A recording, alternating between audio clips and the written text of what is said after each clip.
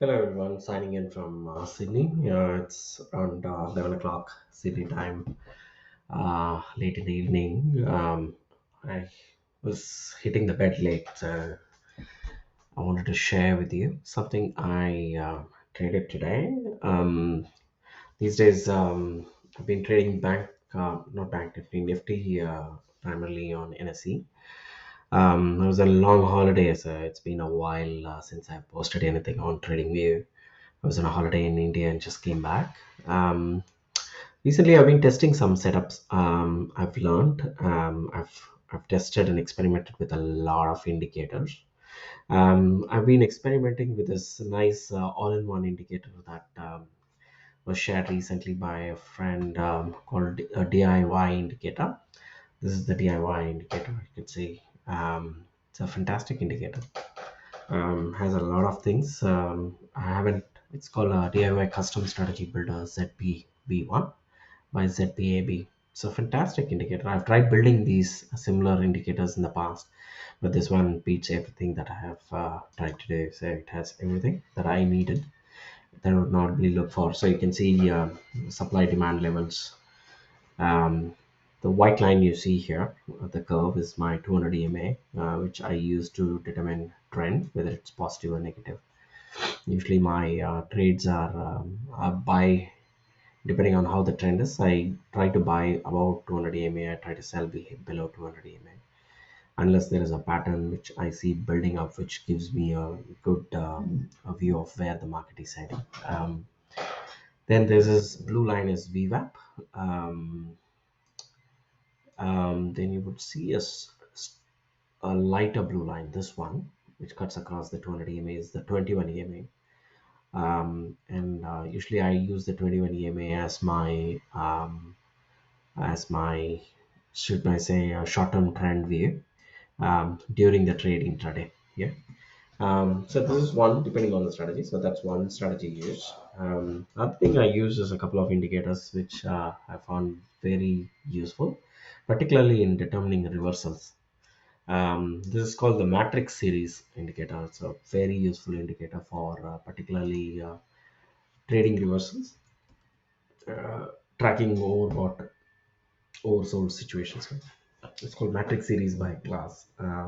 It's a good indicator. You can see these plus signs that appear at the top and at the bottom. So this means it's oversold or overbought, and this is oversold, right? So I use these as kind of viewpoints for me when I am need to see where the trend is going. So I use a confluence of these overbought, oversold situations as well as price action and the support and resistance to determine whether I need to get out of a trade or get into a trade. The other one I look for is the confirmation for buy or sell. So usually I look for these overbought and oversold situations. I look at the Fisher transform indicator by Ehlers. It's a very good indicator. So essentially, when your selling happens, let's say this red line happens, this red candle, um, it confluences with a overbought situation, which means this particular 200 EMA is acting as a resistance, right? If I want to trade the next one, I look for a gap here in the indicator here, and that essentially confirms it's going to go down. And I'm just giving you an example. So I would sell here. I would wait for the indicator to move all the way down till NSL is hit. So probably I would exit somewhere here. So this is your sold level. This is my exit or entry, sold level and bought level. And again, if I want to buy here, obviously this is at a demand level. It does not touch the demand.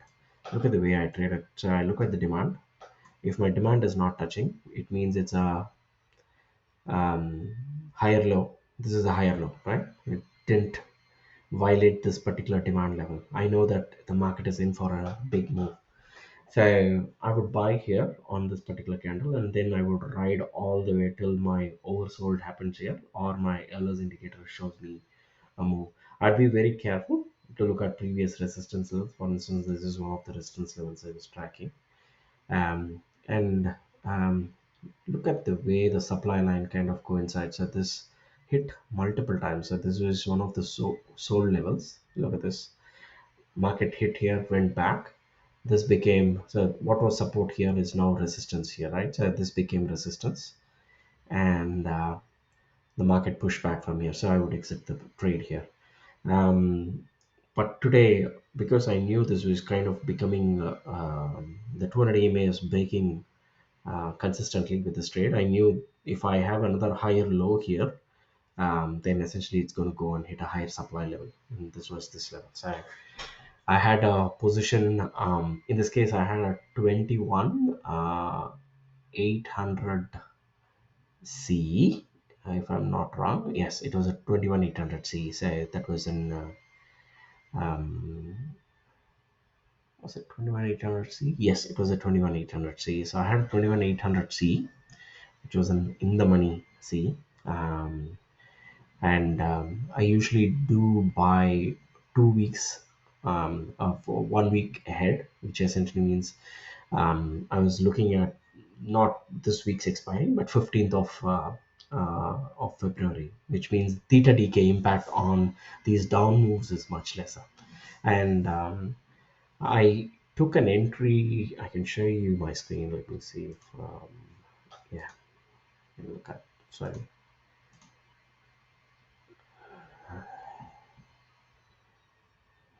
I can look at my trade book. You can see my entry was at 258, and I had placed the stop loss at around 240, and my exit was at around 300 levels. So I had created a GTT order. Somebody who's in ICC Direct would be able to tell you. So a GTT order is usually you can place, it's like an OC order. So I had a initial level at 258 entry. I had a 245 stop loss. It never hit, and my target was 300, and it automatically exited. Now let me go back to my view. So this was the entry point on my order,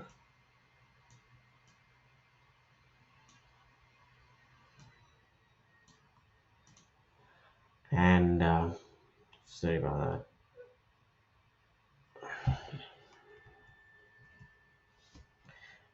Trading views hanging for today for some reason. Yeah, so it's back.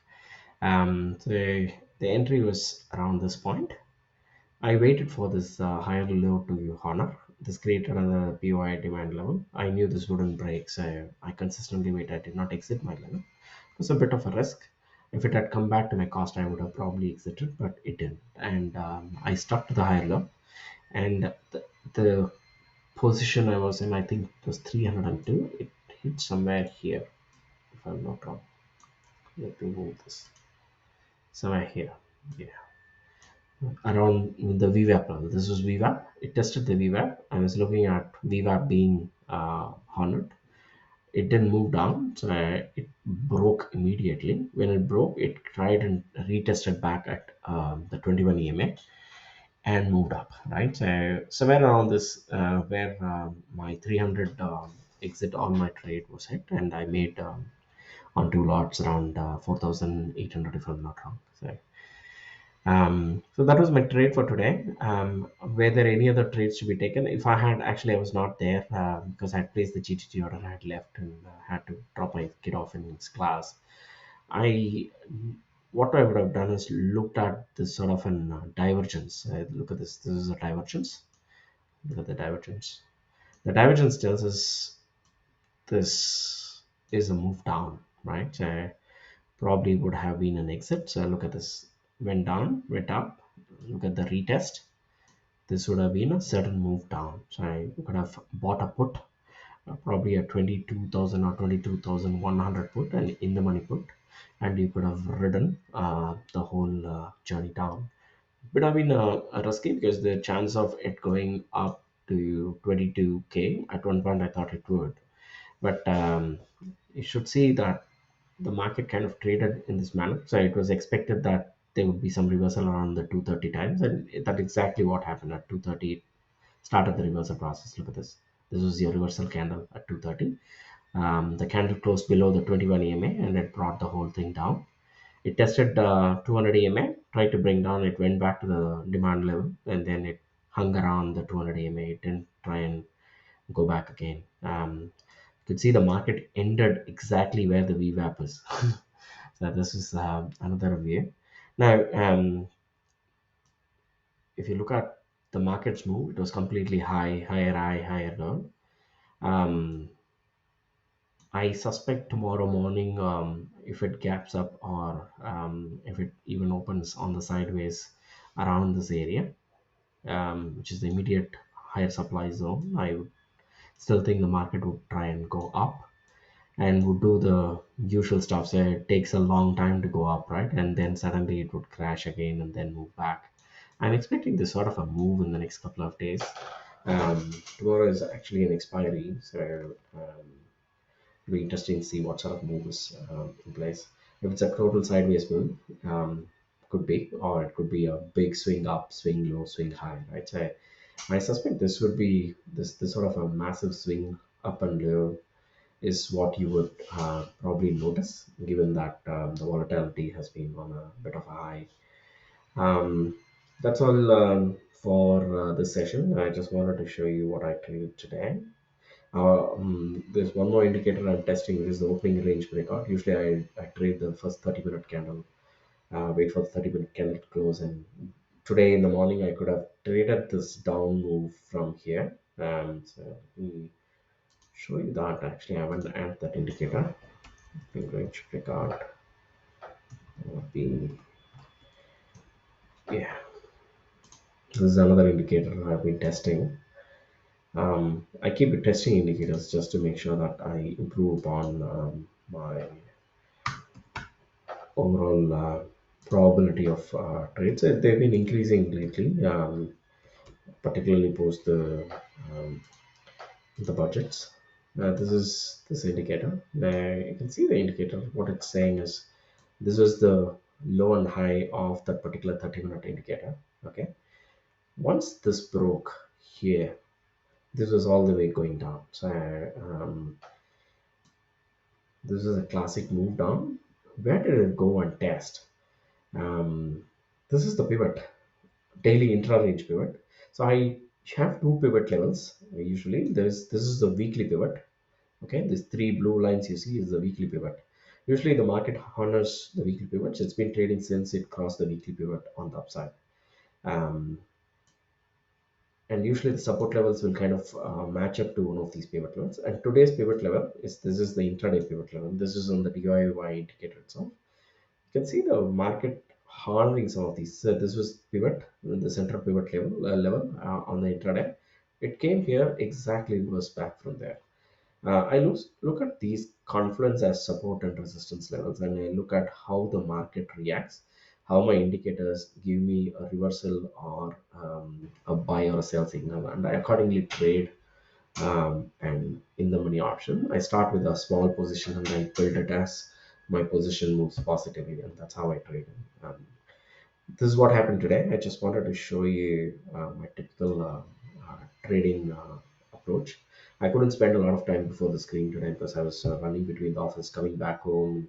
I was trading on the bus, and then I had to drop my kids off in school, classes, and all that. So it was a bit of a hurry mess. Tomorrow, probably I'll sit a bit more relaxed, and hopefully, we'll have a more interesting expiry tomorrow. We'll see what happens. Yeah. Thank you for your time. And if you have any feedback, suggestions on how I could probably share this a bit more informative for you guys, please feel free to give me comments or pass me on your feedback. I'm happy to take your feedback, improve upon my videos because I seek to share things that I trade. I don't mean to. I don't make any money out of these things, right? I'm just spending my own precious time to do all this. The idea is that you would learn in the process, and sometimes somebody might pick something useful as a strategy or say an approach to do their own setups, and hopefully I can help somebody become more profitable as well. So that's all my intention is. I'm not a registered advisor, so treat it with a pinch of salt. Please do your own research. Please do your own strategies. These indicators that I use, the approach I take, are all my own experiments, and If they're useful, feel free to let me know. Thank you. Have a good day.